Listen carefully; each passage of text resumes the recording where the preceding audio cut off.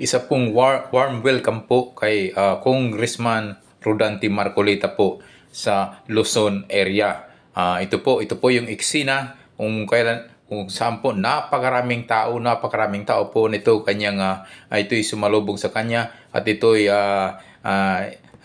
nakikinig na rin po at ito'y grabe po yung kanyang mainit po na pagtanggap po ng sa bandang Maynila po sa Luzon. So ito po yung eksena po sa Luzon area kung saan ay dumalaw si Rodante Congressman Marcolita.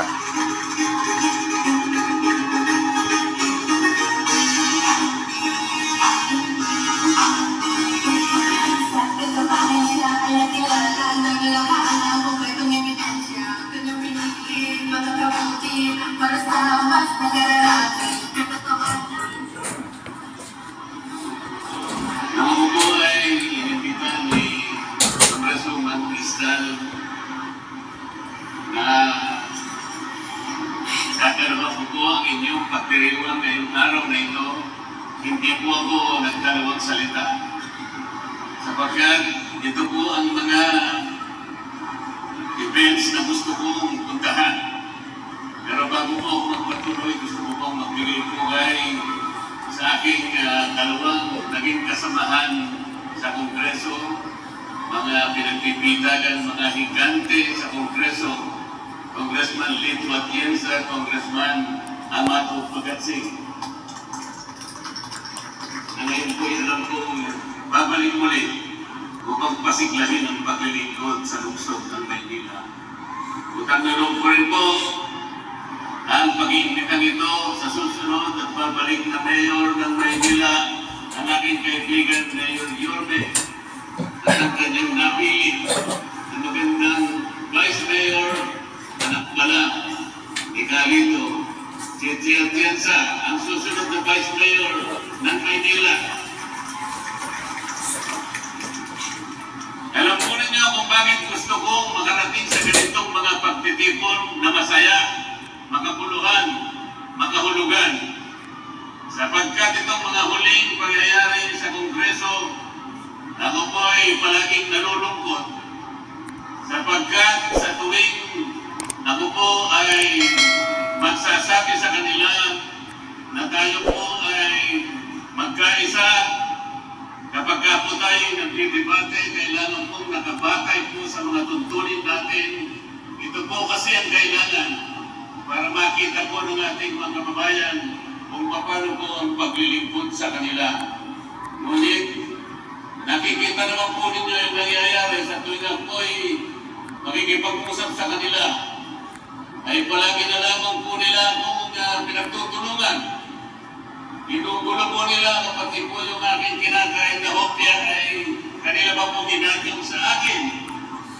Sabi ko, parang hindi na ako masaya sa House of Representatives.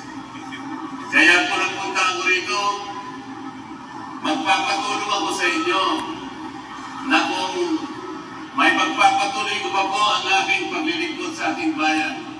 Samahan po ninyo ako, ihatid po ninyo ako sa kabilang kapulungan ng ating Kongreso na kung tawagin po ay Senado. Samahan po ninyo ako, ihatid po ninyo ako sa kabilang kapulungan ng ating Kongreso na kung tawagin po ay Senado. 39 years na po pala ang kabaka. Ako po'y nakikisa sa inyong pagdiriwang.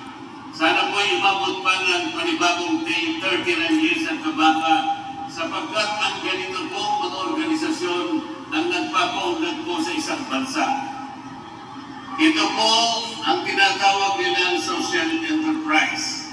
Ito ang kailangan ng ating ekonomiya.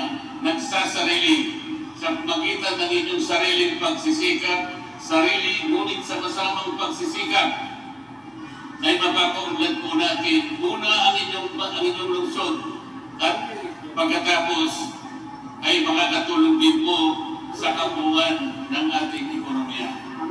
Narinig ko po kanina si Ka Amato nung sabihin niya Itinatag pala ang kabaka nang walang pera na gagaling sa pamahalaan. Ito po ang importante.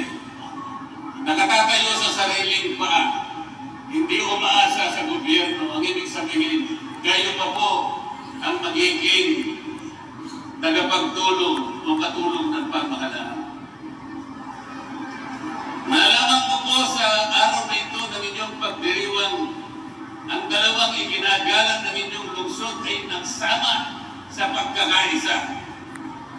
Kahit kailan hindi ko inisip ang isang Amado Bagatsing at Lito Atienza ay magkakaisa. Yan po ay langis at tubig. Alam po ninyo ang importansya na nangyari sa lungsod ng Maynila para ang dalawang lalaki ito'y magkaisa. Kayo po ang panalo sa pagkakaisa ng dalawang tao ito. Ito po ang kailangan ng ating bansa ngayon. Ang House of Representatives, nagpalabas po sila ng manifesto. Ang sabi po nila, tangkilikin natin ang pagkakaisa, ang katapatan at paglilingkod at pagtatanggol sa ating bansa. Pero ang nangyayari, hindi po ganoon. Nagkakaaway po ng dahil lamang sa politika. Kahit sana mapolitika po tayo, huwag po natin isasakripisyo ang kapalaran at ang kabuhayan ng ating bansa. Kahit na po ang Biblia may sinasabi tungkol dyan. Wala po akong nakitang bansa dito sa balat ng lupa na nagkaisa, na nagtagumpay, na na-develop ng walang pagkakaisa. Sa pagkakaisa po nakasalit ang pagsulong at pagudlat ng isang bansa. Ang sabi po sa banal na kasulatan, ang isang kaharian, ang isang bansa o isang tahanan hindi mananatili, mawawasak yan kapag walang pagkakaisa. Ano ba po ang sinasabi tungkol sa kabutihan ng pagkakaisa? Ang sabi po, masdan ninyo ang pagkabuti at pagkaligaya ng magkakapatid na tumatahang sama-sama sa pagkakaisa. Napakapalad ng Maynila. Akalain mo itong dalawang tao ito'y nagkaisa. Alang-alang po sa pagsisilbi sa ating lungsod ng Maynila. Sana po ang ating mga national leaders, ganun din po ang gawin nila.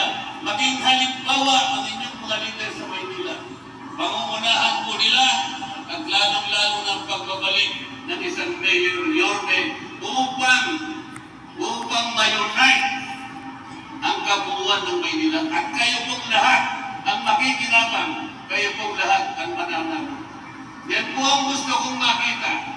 At pagkatapos na ako po ay maihatid ko rin sa Senado. Lalo po akong magiging makapuluhan para sa inyo. Itingalain ang Maynila. Isang magandang halimbawa ng pagkakaisa.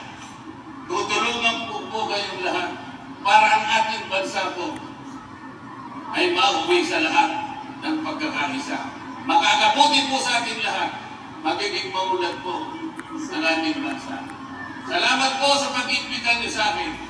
Hindi ko po makakalimutan ang araw na ito.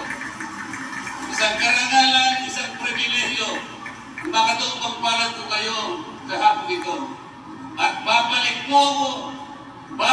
ko po ang Maynila sa isang pagkakataon na sana'y isang senador, ganap na senador ng ating bansa. Maraming salamat po sa inyong lahat.